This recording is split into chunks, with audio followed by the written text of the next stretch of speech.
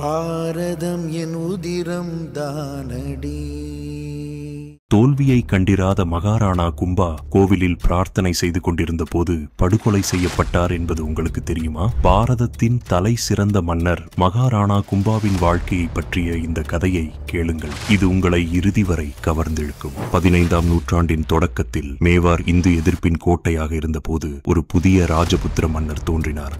அவர்தான் மகாராணா கும்பா. கிபி 1433 அவர் தனது முன்னோர்களின் மரபை தொடர்ந்தார். அவர்கள் ராஜஸ்தானை முஸ்லிம் சுல்தான்களின் தொடர்ச்சியான படையெடுப்புகளில் இருந்து பாதுகாத்து வந்தனர். மேவாரின் ஆட்சியாளராக வெளிப்புற அச்சுறுத்தல்களுக்கு எதிராக ராஜபுத்திர இராஜ்யத்தை பாதுகாத்து விரிவுபடுத்துவது அவரது நோக்கமாக இருந்தது. அந்த காலத்தில் மேவார் கொள்ளையர்களான முஸ்லிம் ஆட்சியாளர்களால் சூழப்பட்டிருந்தது. மால்வாவின் மஹ்மூத் கில்ஜி, குஜராத்தின் குத்புதீன், நாகவுர் சுல்தான் இவர்கள் ஒவ்வொருவரும் மேவாரை பலவீனப்படுத்தி தங்கள் ஆதிக்கத்தை விரிவுபடுத்த முயன்றனர். ஆனால் வலிமை மிக்க மகாராணா கும்பா இவர்களது படையெடுப்புக்காக காத்திருந்தார். அவர் எந்த விதத்திலும் சரணடைய தயாராக இல்லை. மால்வா சுல்தானகத்துடன் மோதல் மால்வாவின் சுல்தான் மஹ்மூத் கில்ஜி ராஜபுத்திரர்களை நசுக்க முயன்றார். கிபி 1440 மஹ்மூத் கில்ஜி ஒரு சக்தி வாய்ந்த படையெடுப்பை தொடங்கினார். அவரது படைகள் மேவாரின் உள்ளே நுழைந்தன. ஆனால் மகாராணா கும்பா போர் திறம்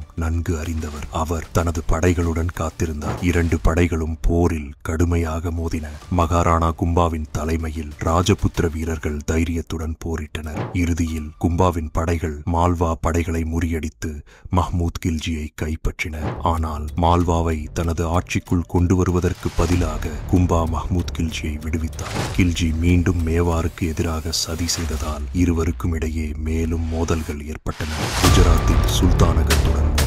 மால்வாவின் தோல்வியால் ஊக்கமடைந்த குஜராத்தின் சுல்தான் குத்புதீன் மேவாரை பலவீனப்படுத்த முயன்றார். அவர் ஒரு படையெடுப்பை தொடங்கினார். ஆனால் மகாராணா கும்பா தனது இராணுவ வலிமையை மீண்டும் நிரூபித்தார். கும்பாவின் படைகள் குத்புதீன் படைகளை முறியடித்து அவர்களை பின்வாங்கும்படி கட்டளையிட்டது. நாகாவூர் சுல்தானகத்துடன் மோதல். நாகாவூரின் ஆட்சியாளரான ஷம்ஸ்கான் குஜராத்துக்கு எதிராக கும்பாவின் உதவியை நாடினார். ஆரம்பத்தில் கும்பா அவரை ஆதரித்தார். ஆனால் பின்னர் ஷம்ஸ்கான் மேவாருக்கு எதிராக சதி செய்ய தொடங்கிய போது கும்பா நாகாவூருக்கு அணிவகுத்து சென்று அதை கைப்பற்றினார். இதனால் ராஜஸ்தானில் மேவாரின் நிலை மேலும் வலுப்பெற்றது. மகாராணா கும்பா ஒரு போர் வீரன் மட்டுமல்ல, அவர் ஒரு சிறந்த கட்டிடக் கலைஞராகவும் இருந்தார். அவர் கட்டிய முக்கியமான நினைவு சின்னங்கள் பின்வருமாறு.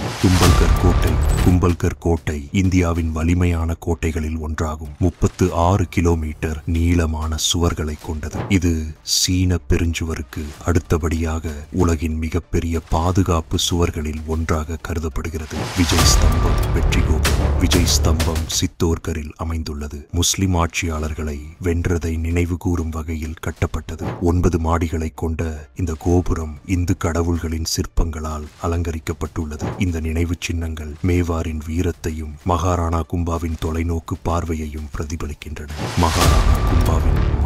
மகாராணா கும்பாவின் வாழ்க்கை அவரது வீரத்தாலும் கட்டிடக்கலையாலும் மகத்துவமிக்கதாக இருந்தாலும் அவரது இறுதி சோகமானதாக அமைந்தது. கிறிஸ்து பிறப்பு 1468 அவர் கோவிலில் பிரார்த்தனை செய்து கொண்டிருந்த போது அவரது சொந்த மகனான உதா அவரை கொன்றார். உதா தனது தந்தையின் ஆட்சியை பிடிக்க விரும்பி இந்த துரோகத்தை செய்ததாக வரலாற்றில் குறிப்பிடப்பட்டுள்ளது. இது மேவாரின் அரச குடும்பத்திற்குள் ஏற்பட்ட ஒரு பெரிய சோகமாகும். இது விவாதத்திற்குரிய தலைப்பாகும். ஏனெனில் சமகால ஆதாரங்கள் இதை உறுதிப்படுத்தவில்லை. மகாராணா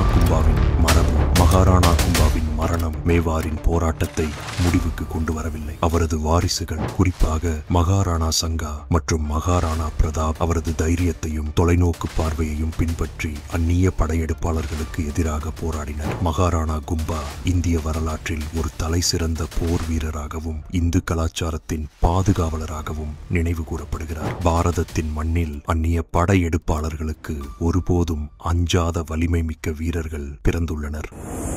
மேலும் இது போன்ற வீடியோக்களை காண தேசியவாத நியூஸ் யூடியூப் சேனலை சப்ஸ்கிரைப் செய்யுங்கள்.